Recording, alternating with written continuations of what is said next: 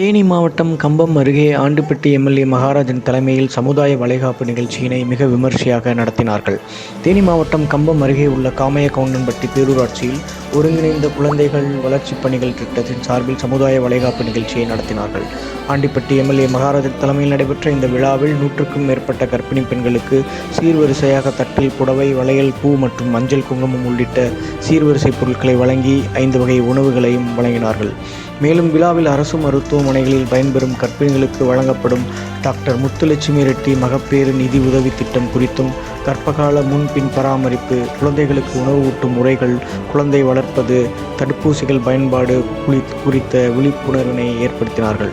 இந்த விழாவில் பேரூராட்சி மன்ற தலைவர் வேர்முருகன், துணைத் தலைவர் கஸ்தூரி பாஸ்கரன் மற்றும் குழந்தை வளர்ச்சி திட்ட மருத்துவர்கள், மேற்பார்வையாளர்கள், ஒருங்கிணைப்பாளர்கள், செவிலியர்கள், பேரூராட்சி பணியாளர்கள் மற்றும் பேரூராட்சி மன்ற கவுன்சிலர்கள் கலந்து கொண்டனர். விழாவில் கலந்து கொண்ட கர்ப்பிணி பெண்கள் சமுதாய வளைகாப்பு சீர்வரிசையினை பெற்று மகிழ்ச்சியுடன் சென்றனர்.